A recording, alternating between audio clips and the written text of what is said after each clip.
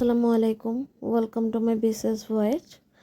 আজকে অনেক দিন পর না, বেশ কয়েকদিন পরে ভিডিও বানাচ্ছি, কারণ আমার ইন্টারভিউ ছিল 1 তারিখে, রিটেন ইন্টারভিউ। তো ওখানে আমি কিছুদিন ব্যস্ত ছিলাম। 1 তারিখে আমার লিখিত পরীক্ষা হয়েছিল একটা প্রাইভেট স্কুলে। তো ওখানে অনেক মানুষ ছিল, প্রায় 190 জন হবে। তো এত মানুষ দেখে আমি ভাবছি যে যেহেতু ইদানিং প্রাইভেট স্কুলের জবগুলোতেও আমি টিকতেছি না, একটা স্কুলে রেজাল্ট আসে না, আর একটা স্কুল থেকে কল আসে নাই, ওটা নিয়ে এখন আমি আশাবাদী হয়তো চান্স আসতে পারে। কিন্তু ভাবছিলাম যে না, হবে না, এতজন মানুষের মধ্যে আমার হওয়ার কি আছে। তো 1 তারিখে এক্সাম দিয়ে আসছি, 2 তারিখ দেখতেছি যে না, আমাকে ভাইবার জন্য ডাকলো। তো আজকে ভাইবা দিয়ে আসছি। ভাইবাও মোটামুটি ভালো হয়েছে, জানি না রেজাল্ট কী হবে, ডাকবে কি ডাকবে না। ডেমো ক্লাসও নিল। ওখান থেকে আসার সময় এই যে স্টিকি নোটগুলো কিনে আনছি। কেন কিনে আনছি আমি বলতেছি সামনে। তো এ তো আমি নতুন করে প্ল্যান বানাইছি।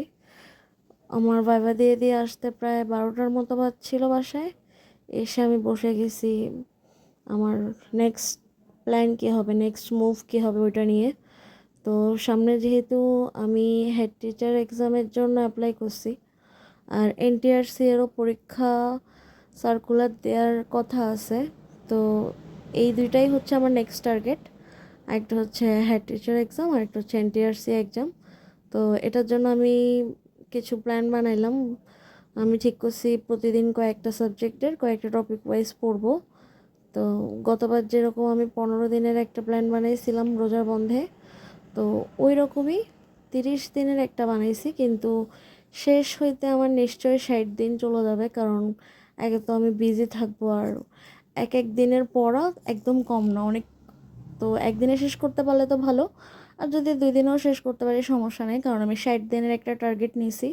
এটা যদি 60 দিনে শেষ হয় তাহলেও সমস্যা নেই, আর যদি 60 দিনের আগে শেষ হয় তাহলে আমি আবার এগুলো রিভাইজ করতে পারবো। মোট 30 দিনের প্ল্যান বানানো, আমি সব শেষ করতে পারি নাই, 27 দিন পর্যন্ত শেষ করছি। আর এই যে এর আগেও যখন ভাষারীতি আর ব্যাকরণের আলোচ্য বিষয়গুলো পড়তেছিলাম, কোন বইটা কোন লেখকের ওইটা আমি গুলাই ফেলতেছিলাম, বিশেষ করে সুনীতি কুমার আর ডক্টর মোহাম্মদ শহীদুল্লাহ ওনাদেরটা। তো আমি লিখে নিলাম।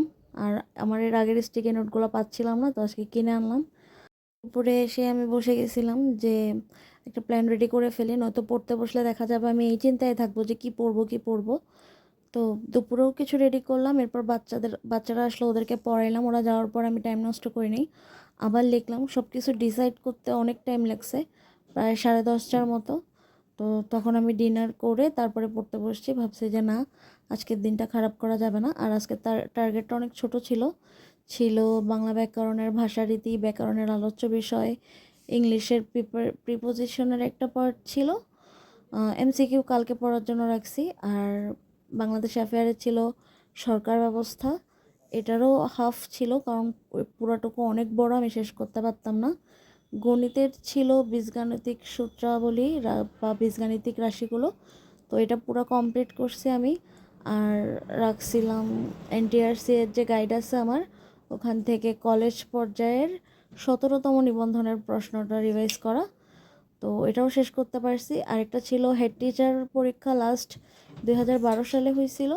হেড টিচার পরীক্ষা 2012 সালের যে প্রশ্নটা, ওইটা পড়তে চাইছিলাম, কিন্তু অনেক রাত হয়ে গেছে পড়তে পড়তে। আমি পড়তে বসছিও, যদিও যদিও পড়তে বসে কাজ করছি, কিন্তু পড়া শুরু করছি 10:30টার পর।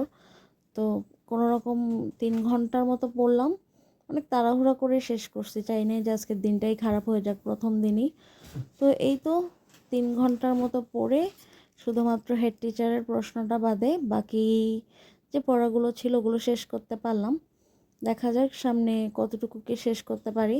আপাতত প্রে করতেছি যেন আমার ভাইবার রেজাল্ট ভালো আসে। তো এই তো, আজকে এই পর্যন্তই।